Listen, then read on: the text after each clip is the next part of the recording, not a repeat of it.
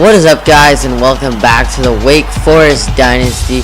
And today I'm just going to be showing you guys through what has happened so far.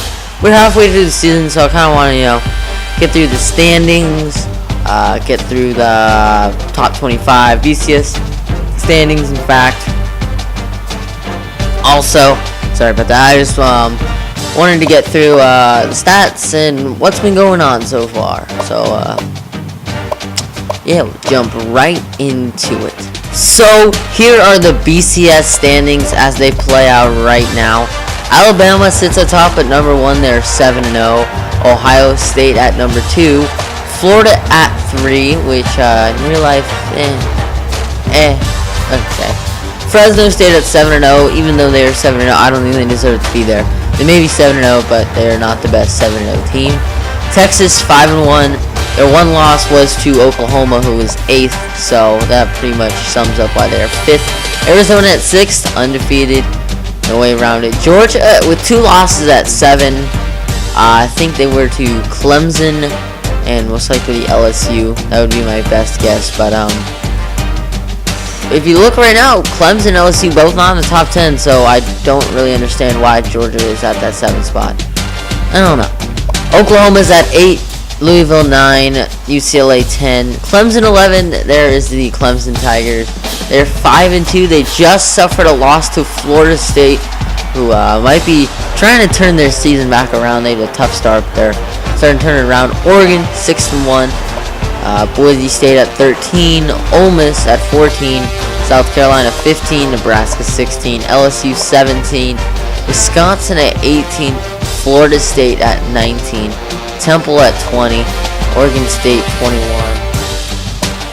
Michigan State at 22, Kansas State 23, and Auburn 24, and finally 25 is Arkansas, and that is how the top 25 holds out right now so far. So it's kind of wacky and weird in a sense, but I guess it makes sense.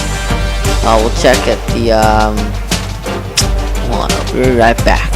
Alright, I just wanted to see look at the others receiving votes, and still no love for Wake Forest at 6-1. Sure, we haven't played that many teams, but still, come on, give us some credit. Oh well, looking like we may never get in the top 25 this season. But at least we're going to a bowl game. That's something good about it. We still have a chance to win the ACC. It's not going to be easy from here on out, but we still have a chance. We are not out of it. We're one loss. That game was in the ACC against Clemson. So we're going to see what we can do. And so far, nothing in the top 25. But here is what I was just talking about, the ACC standings. This is the Atlantic Division for us. So, Clemson's at top at 4-1, and we are at 3-1, just below them. We have a better record than them, but they have a better conference record, so it kind of evens itself out in a way. And then Florida State's at 2-2 in conference, 4-2. They've been really stepping it up these past few games, so they are making a good turnaround, and they're starting to win some ball games. NC State at 4-2, 1-2 in conference, and Boston College 4-2, 1-2. Maryland kind of got knocked out. They had a chance to get back in it. They were at 3-3. They could get back to 4-3. They'd have been 2-1 in conference. Probably would have been ahead of Florida State because of that one loss. But after that loss to us, we have essentially knocked them down 3 spots. So that's a good win. And Syracuse, just having a rough season as it goes. Let's see the Coastal Division. Virginia Tech and Virginia both holding their own at top. Georgia Tech not out of it. May even have a better record at 4-1. All of these teams 5-2 and all looking really good in conference. Miami's also playing pretty well lately. And then the Duke, North Carolina, Pittsburgh. North Carolina not really living up to their expectations for this season so far. Virginia living up more than their expectations. And Virginia Tech really playing well behind quarterback Logan Thomas, who actually has been playing really well. Got to give him that credit this season. I don't think we play any of these 3 teams, so our schedule seems pretty winnable if we look at it. So let's look at the rest of our schedule. We do have none of the teams in the top of the other side of the ACC, we do Miami, Syracuse, Florida State, Duke, and Vanderbilt. Only two teams, my bad, from the other side. We play at Miami, which is coming up this week. I'll probably post that the same day as this video. And Duke also playing pretty well. I mean, they're not a bad team. Florida State really showed who they are after a good win against Clemson. Syracuse is having a rough one as it goes. And Vanderbilt, they're actually playing really good football right now. If we look at the Vanderbilt schedule, we can see what they are doing and how they are doing it. Look at this. They lost by, 3 to a really good Georgia team at number 7. They only lost by 10 to South Carolina. And Ole Miss is actually really good. If you look at their schedule, they are a really good team. So they are a team that is really playing well. They got a big game against Florida coming up. We'll see how that plays out for them. But it'll just shape up as it does. And next we have the Heisman Watch. Braxton Miller for Ohio State, leading this Ohio State team to a number 2 ranking, and are looking to go to the BCS National Championship. Last year they were ineligible, so they couldn't go. This year he's starting to get the credit that he deserves for this team, leading them undefeated so far. Jeff Driscoll, the Florida quarterback, at number 2. Of course, Florida number 3 in the nation, so that really makes sense there. And they're just really playing good. And Florida looks really tough to stop, so that's the reason why he's number 2. A.J. McCarron, number 1 in the nation. We kind of got a pattern here going. And A.J. McCarron's always been a really good quarterback. This first year he's really had Heisman candidacy, and it's just been something he's been trying to do. Kadeem Carey for number 7 Arizona has been playing insane, out of his mind football so far. I mean, he's not leading in rushing, but still he's leading. He's the leader of this Arizona team that is currently number 7 in the nation. And then you got David Carr, of course, at Fresno State. Who could forget about him? He's leading Fresno State to an undefeated season and a top 5 rank. Who could forget about that guy? And he had a poor game last game, but that doesn't matter. They're still undefeated, and they're still looking to go to a BCS Bowl, possibly national championship bid. Same with Arizona here. All these teams still in the national championship hunt, all undefeated. That can all change very soon, though. College football is a very interesting sport. It's very interesting to see how everything will play out. And now, if we look at the stats for the team so far, Tanner Price has been playing pretty well of late. He started a little bit sluggish, but lately he's been playing really well, completing 56% of his passes, 13 touchdowns, 12 interceptions, and he's really just playing as he should. I mean, he doesn't really need to lead this team, even if he is a senior, because he's got a running back by the name of Josh Harris, averaging 5.6 yards per game. That is pretty insane, if you ask me. And he's got 9 touchdowns, along of 54. And he's averaging, look at that, yards per game, 121. That is almost unheard of. And yards after contact, where was that? Right there. The yards after contact is at 270. That is pretty good, and that is what we want him to do. And leading receiver, Josh Harris is the most receptions. Anthony York coming at second. Most yards goes to Michael Campanaro. He's getting 20 yards per catch, and he's been a force. He's made some really nice catches this season, and he's really helped this team to be where we are at so far. But now I want to show you guys some of the recruiting that I've got going so far. We have 6 commits. Matt Osborne, a free safety from Indiana.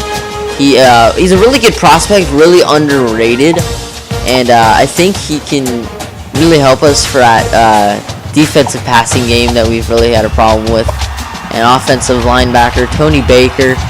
He's a run stopper, and he can continue that Wake Forest tradition of stuffing the run, which we're actually number 1 in rush defense this season. So continue that tradition. Center Glenn Hills. We need some better blocking on the offensive line in general, but we just needed some more players, and those are the 3 key ones I really want to show you guys. But we were looking at some more players.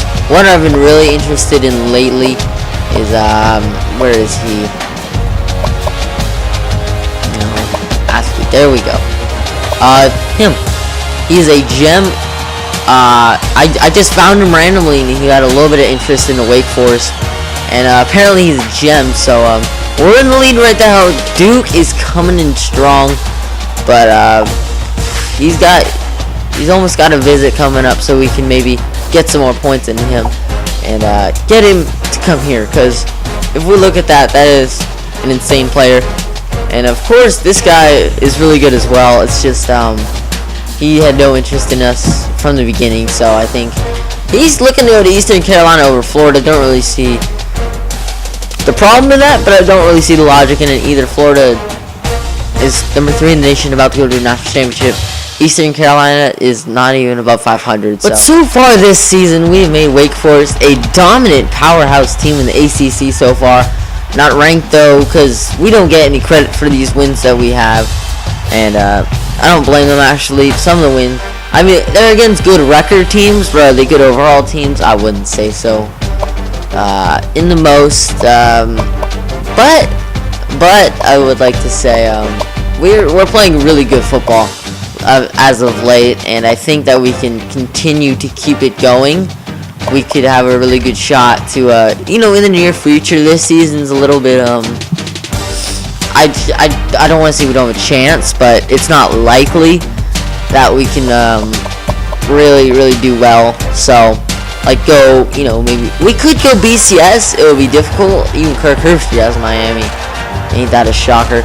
And, he's got Miami, because, look at that. Wake Forest, we're better record-wise, but the teams we played, it's just, they don't match up.